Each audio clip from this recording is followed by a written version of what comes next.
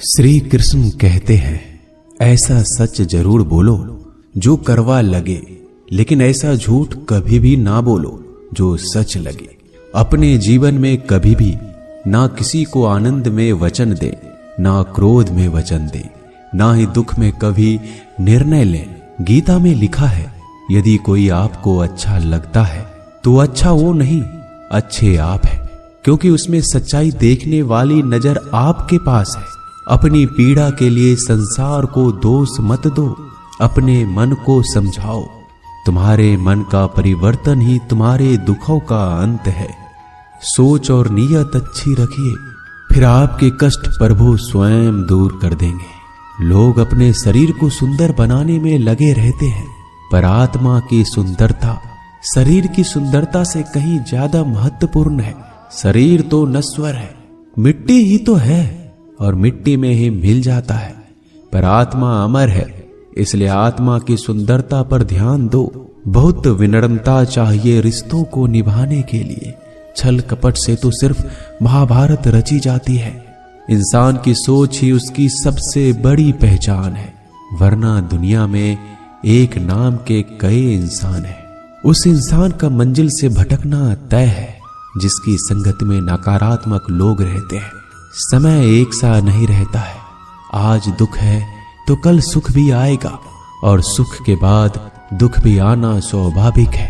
आपको पूरे धैर्य और श्री कृष्ण पर विश्वास के साथ अपना जीवन निर्वाह करना चाहिए। ये 5 चीजें अभी से छोड़ दीजिए। दूसरों को खुश करना, दूसरों से उम्मीद करना, अपने भूतकाल में जिंदगी जीना, अपने आप को किसी से कम आंकना और ज्यादा सोचना, तभी आप सबसे बेहतर जिंदगी जी पाएंगे। आजकल किसी के गुणों से ज्यादा रूप, रंग और कपड़ों को देखा जाता है, पर याद रखना, एक दिन रूप, रंग और कपड़े तो धोखे दे ही जाते हैं, पर जिसमें गुण है वह हमेशा साथ निभाएंगे।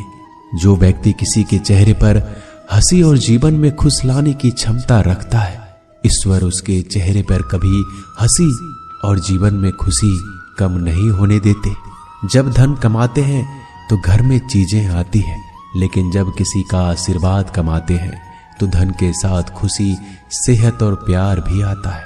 धन से ही नहीं, मन से अमीर बने, क्योंकि मंदिरों में स्वर्ण कलश भले लगे हो, लेकिन नतमस्तक पत्थर की सीढ़ियों पर ही होना पड़ता है। भरोसा जीता जाता है, मांगा नहीं जाता। ये वो दौलत है जिसे पाया जाता है, कमाया नहीं जाता। अगर कोई मनुष्य हमारे साथ बुरा कर रहा है तो उसे करने दो, यह उसका कर्म है और समय उसके कर्म का फल उसे जरूर देगा। लेकिन हमें कभी भी किसी के साथ बुरा नहीं करना चाहिए, क्योंकि यही हमारा धर्म है। अगर आपकी समस्या एक जहाज की तरह बड़ी है तो भूले नहीं कि प्रभु की कृपा सागर जितनी विशाल है।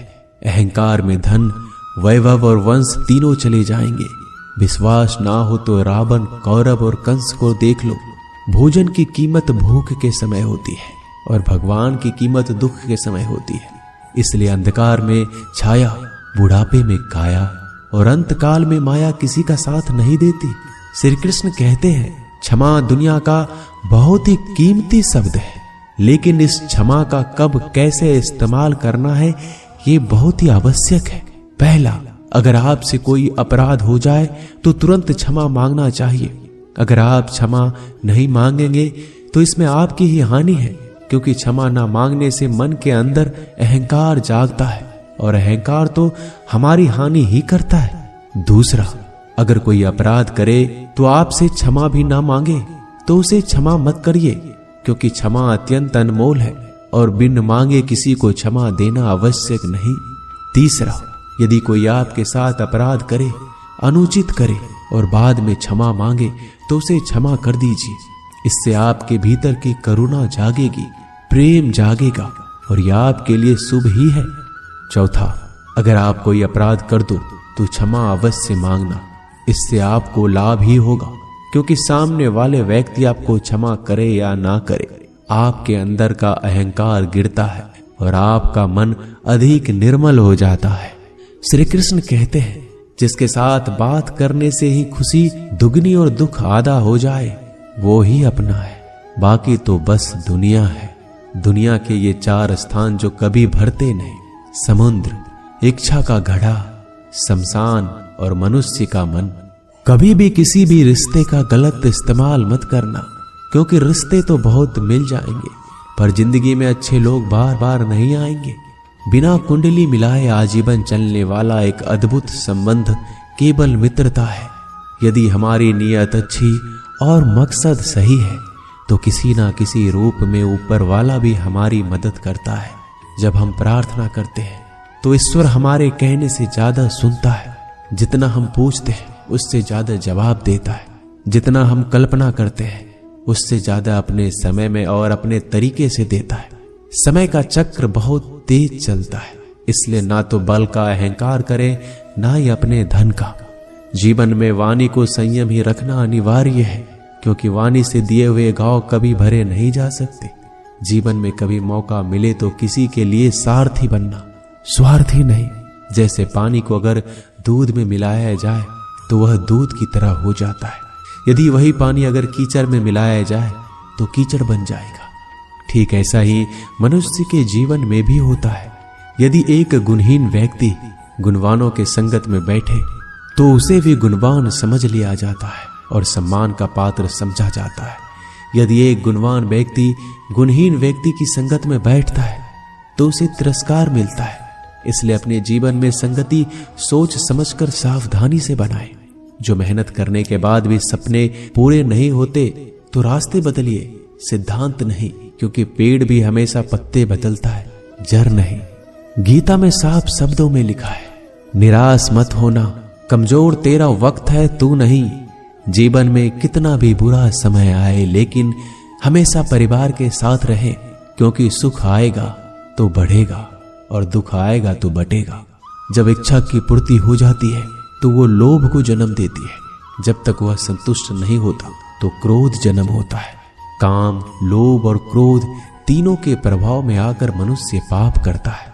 बोलना तो सभी जानते हैं, लेकिन कब और क्या बोलना है ये बहुत कम लोग जानते हैं। जो केवल अपना भला चाहता है वह दुर्योधन है, जो अपनों का भला चाहता है वह युधिष्ठिर है, जो सबका भला चाहता है वह श्री कृष्ण है। इस दुनिया में कोई भी ऐसा व्यक्ति नहीं है जिसके पास समस्याएं ना हो, और ऐसा कोई समस्या नहीं है जिसका कोई समाधान ना हो।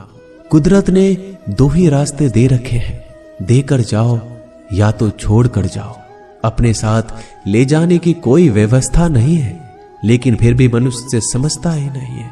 याद रखना, भगवान से कभी उम्मीद छोड़ना नहीं और दुनिया वालों से कभी उम्मीद रखना नहीं। उस प्रेम पर विश्वास मत करो जिसमें भगवान श्री कृष्ण भी हार गए। उस मित्रता पर गर्व करो जिसमें गरीब सुदामा भी जीत गए। परमात्मा सभी को एक ही मिट्टी से बनाता है, बस फर्क इतना है, कोई बाहर से खूबसूरत होता है तो कोई भीतर से।